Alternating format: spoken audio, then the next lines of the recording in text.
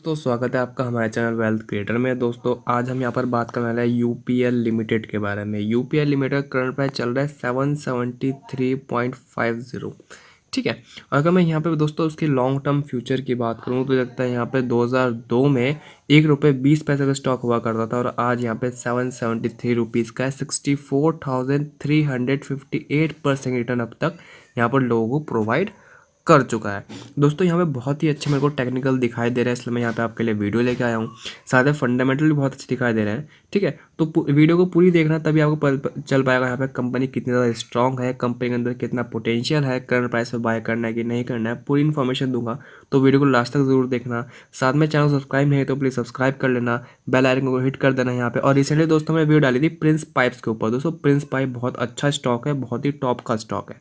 ठीक है, तो अगर आपने इसको बाइंग करनी है तो इसकी वीडियो ऊपर आई बटन में क्लिक करके यहाँ पर देख सकते हैं।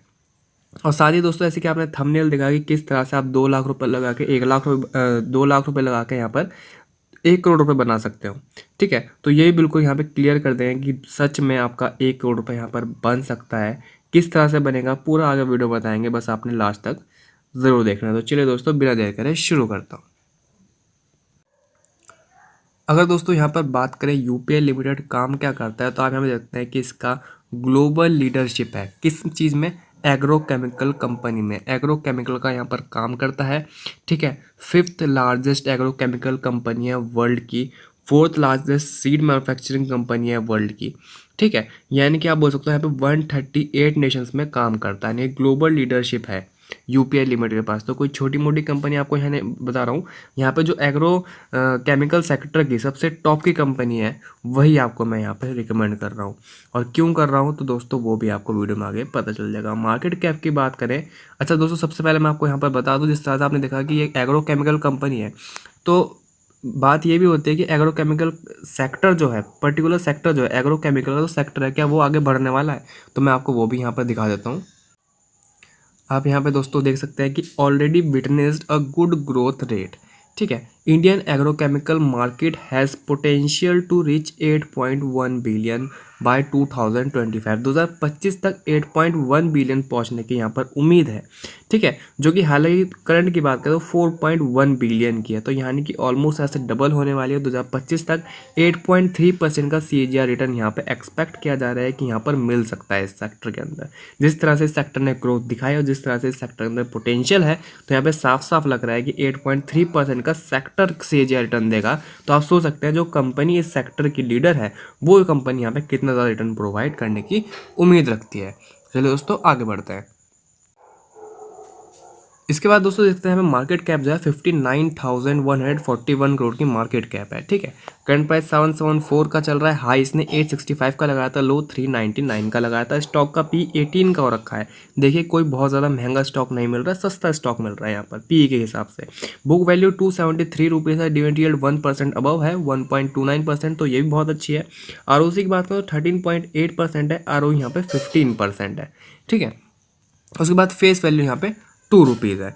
इसके बाद दोस्तों हम यहाँ पे इसकी प्रोज एंड कॉन्स की बात करते हैं। ठीक है, तो प्रोज एंड कॉन्स की अगर हम यहाँ पे बात करें तो आप देखते हैं company has maintain a healthy dividend pay out 1% above है, तो हेल्दी डिविडेंड तो हो ही गया। ठीक है, company has median sales growth in 16.19%, पिछले 10 सालों से 16.19% की ग्रोथ दी है इसने सेल्स में, तो ये भी एक प्लस पॉइंट है। Stock is trading at 2.43 times to its book value. तो दोस्तों ये कोई सरकारी कंपनी तो है नहीं जो अपनी बुक वैल्यू के आसपास ट्रेड करेगी। ठीक है, अच्छी खासी यहाँ पर कंपनी है, काफ़ी बढ़िया कंपनी है। तो यहाँ पर अपनी अगर ये स्टॉक अपनी बुक वैल्यू से 2.83 टाइम्स ऊपर ट्रेड कर रहा है तो इसमें कोई बहुत ज़्यादा प्रॉब्लम नहीं है, कोई बहुत ज़्यादा इशू नहीं है, सभी स्टॉक इस तरह से ट्रेड करते हैं।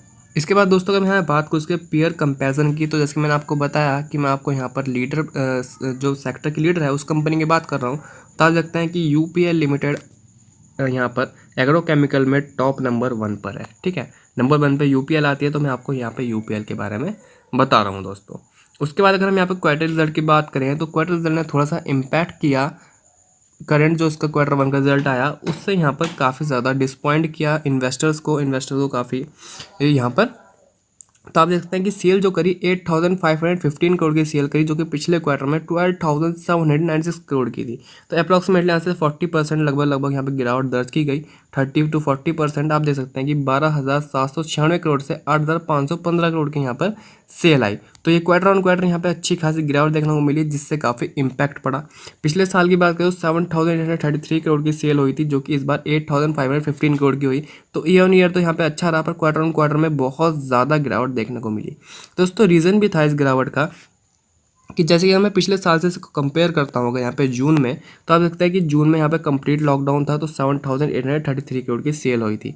उसके बाद अगर मैं इस क्वार्टर की बात करूँ तो यहाँ पे 1 मंथ अप्रॉक्सीमेटली मई की बात करें तो मई पूरा ही क्लोज था, ठीक है। और प्लस यहाँ पे अगर बात करें तो कई जगह ये सबसे ज़्यादा डिपेंडेंट करता है क्लाइमेट पे, कि इस टाइप का जो एग्रोकेमिकल कंपनी होती है क्लाइमेट पे बहुत ज़्यादा डिपेंड करती है। मैं आपको वीडियो में बताने वाला हूँ किस तरह से करती है डिपेंडेंस, ठीक है। तो क्लाइमेट में बहुत ज़्यादा चेंज भी देखने को मिला यहाँ पर काफ़ी ज़्यादा। इस अगर हम क्वार्टर की बात करें तो ये बहुत ज़्यादा इम्पैक्ट पड़ा इस कंपनी की सेल्स के ऊपर। लेकिन इसका मतलब ये नहीं है कि कंपनी ख़राब हो गई। एक क्वार्टर ख़राब शो करने से कोई कंपनी ख़राब नहीं होती, और ख़राब भी नहीं है दोस्तों।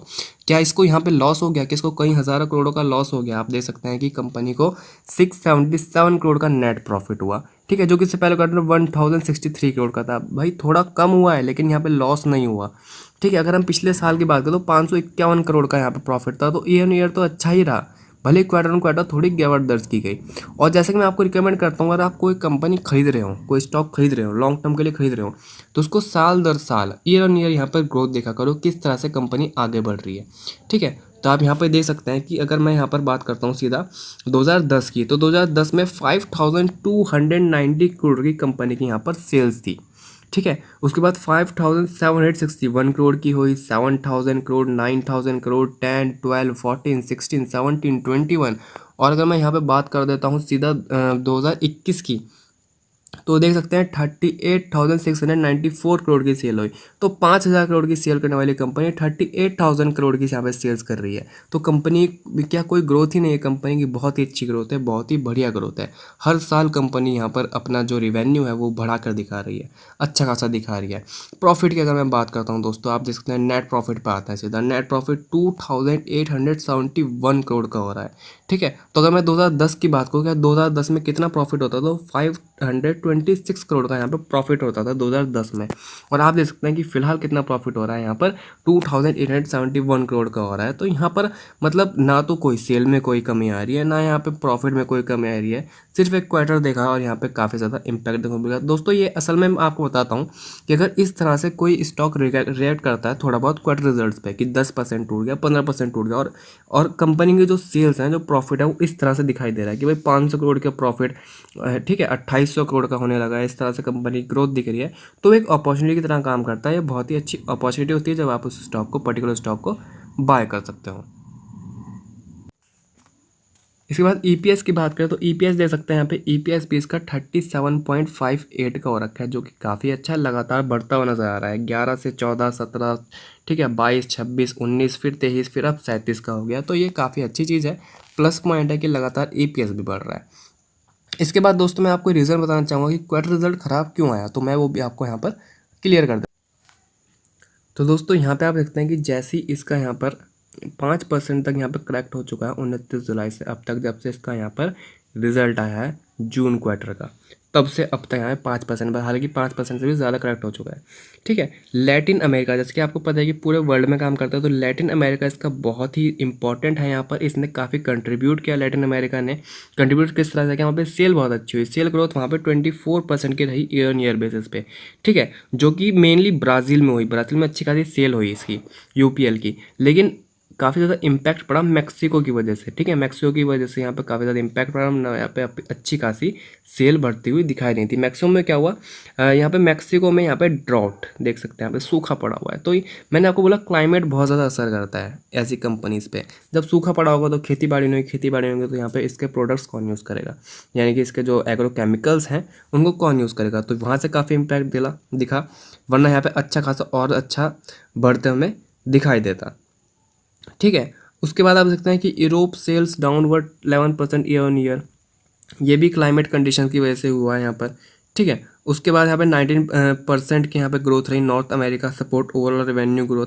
तो मतलब ये सब चीज़ें हैं कि इसका ना यहाँ पे बहुत ज़्यादा क्लाइमेट जो है असर डालता है। कई जगह बाढ़ आ जाती है तो खेती ख़राब हो गई, कई जगह सूखा पड़ गया तब यहाँ पे प्रॉब्लम हो गई, ठीक है। तो ये सब चीज़ें काफ़ी इम्पैक्ट डालते हैं। पर मैं आपको बता दूं कि जो ऐसी चीज़ें होती है ना वो कोई लाइफ टाइम नहीं होती, कि अगर कहीं पे सूखा पड़ गया या फिर कुछ भी होगा तो कि वहाँ कहीं ज़िंदगी भर बारिश ही नहीं होगी, रेगिस्तान बन जाएगा, ऐसा नहीं होता, ठीक है। या फिर कहीं पे बाढ़ आ गई तो वो बाढ़ ख़त्म ही नहीं होगी, वो बाढ़ ज़िंदगी भर रहेगी, ऐसा नहीं होता, ठीक है। तो ये सब टेम्परेरी चीज़ें होती हैं, कोई परमानेंट नहीं है इसमें जो मैं आपको बोलूँ कि परमानेंट है भैया दूर हो जाओ, ऐसा कुछ नहीं है। अभी थोड़ी सेल ख़राब दी है, शो करी है इन सब चीज़ों की वजह से। तो ऐसा नहीं है कि आने वाले टाइम पे अच्छी सेल नहीं शो करेगा, आने वाले टाइम पे बहुत अच्छी यहाँ पे प्रॉफिट दिखाएगा आपको, बहुत अच्छी सेल दिखाएगा जैसा कि अब तक दिखाता आया है, ठीक है। तो ये बहुत अच्छी अपॉर्चुनिटी है बाइंग की, और मेरे को बहुत अच्छी अपॉर्चुनिटी दिखाई भी दे रही है टेक्निकल में, ठीक है। टेक्निकल भी मैं आपको आगे दिखाने वाला हूँ।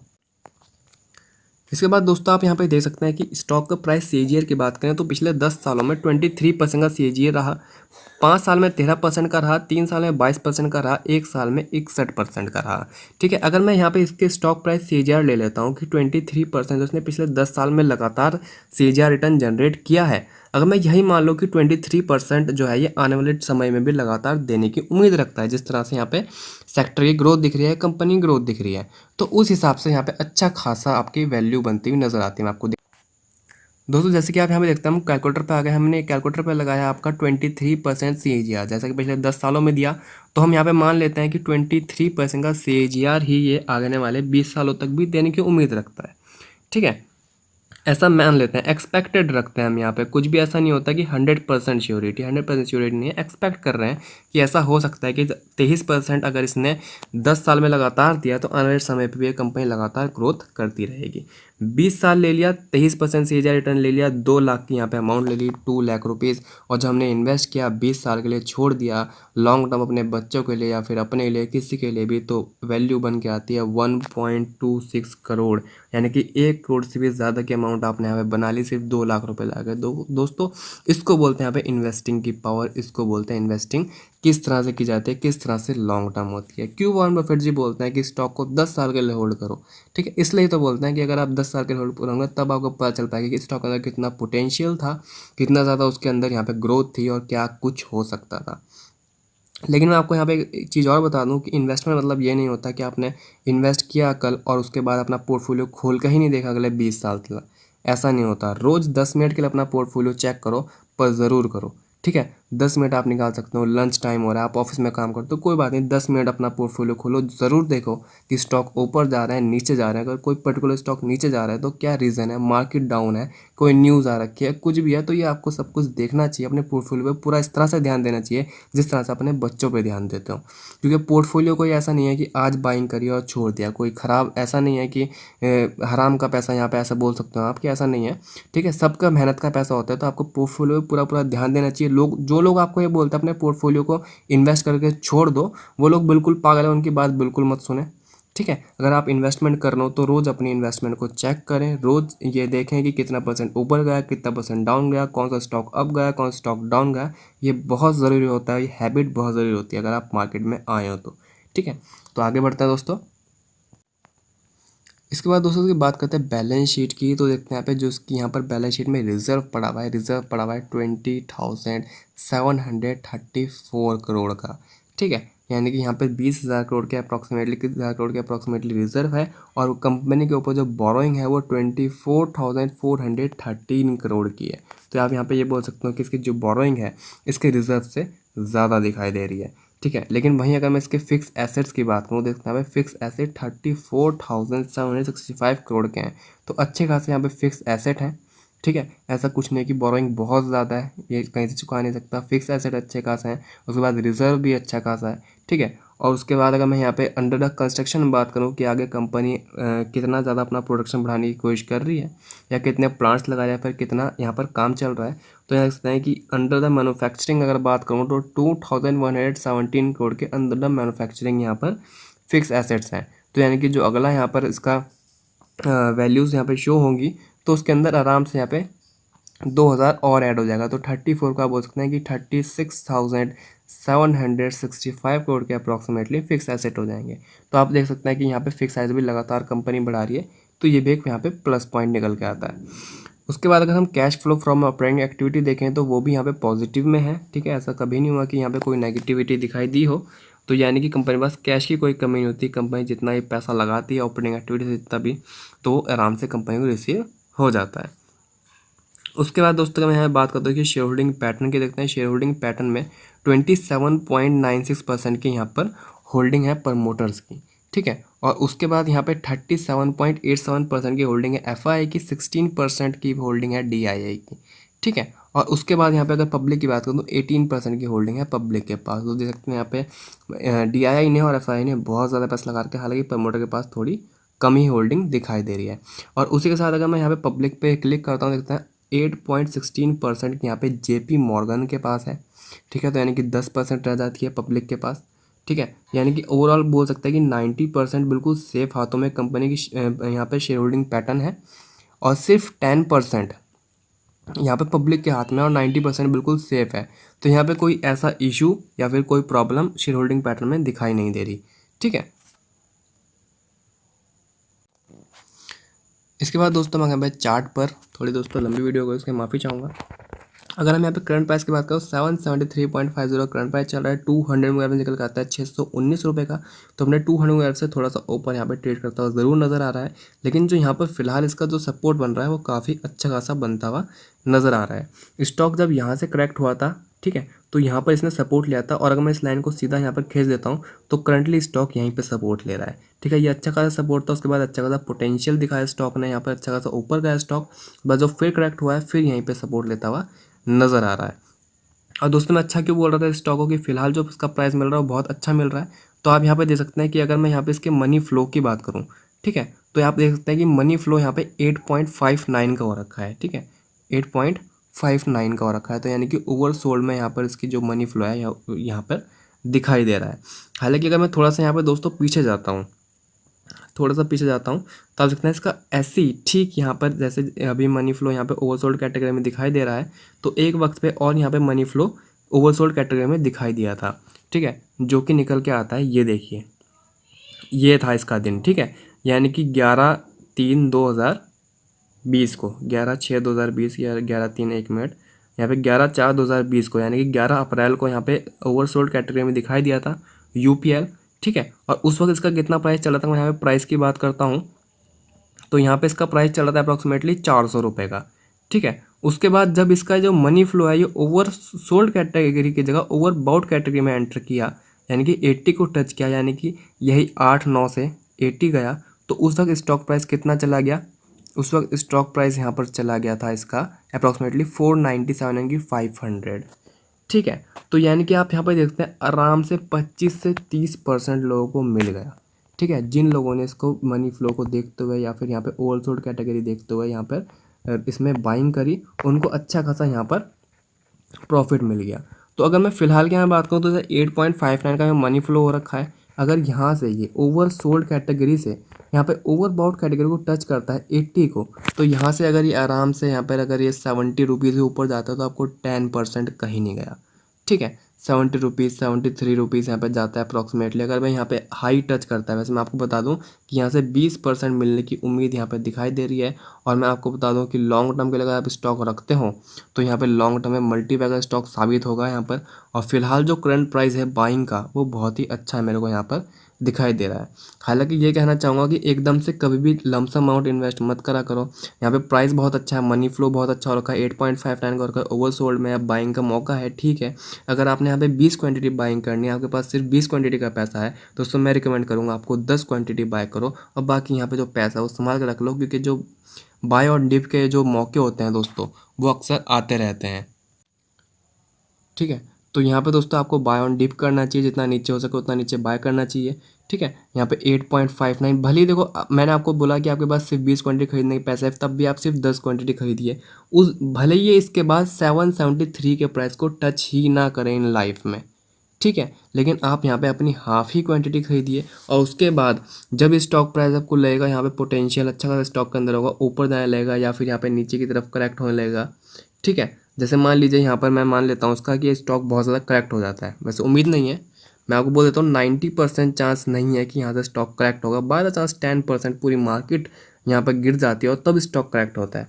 उसके बाद स्टॉक अगर आपको यहाँ प्राइस में मिलता है अप्रॉक्सीमेटली 619 रुपये पे, ठीक है, तो आप यहाँ पे 10 क्वांटिटी 5 क्वांटिटी जितनी भी हो सके उतनी और बाय कर लेना, क्योंकि वो स्टॉक बहुत ही अच्छा है, ठीक है, आने वाले समय के लिए बहुत ही अच्छे आपको रिटर्न यहाँ पे प्रोवाइड करके दे सकता है। और करंट प्राइस जो दोस्तों इसका मिल रहा है 773 या फिर 770 का, वो बहुत ही अच्छा प्राइस है। यहाँ पे भी आप कुछ क्वांटिटी बाय कीजिए, ठीक है, उसके बाद ये आपको बहुत ही अच्छी रिटर्न प्रोवाइड करके देगा और आने वाला फ्यूचर मेरे को बहुत ही ब्राइट यहाँ पर दिखाई दे रहा है। तो दोस्तों फिलहाल के लिए इतना। वीडियो कैसी लगी प्लीज़ लाइक ज़रूर कर देना और कमेंट में यहाँ पर बता देना, और अच्छी लगी हो तो दोस्तों चैनल को सब्सक्राइब भी ज़रूर कर देना। तो चलिए दोस्तों मिलते हैं जल्दी अगली वीडियो में।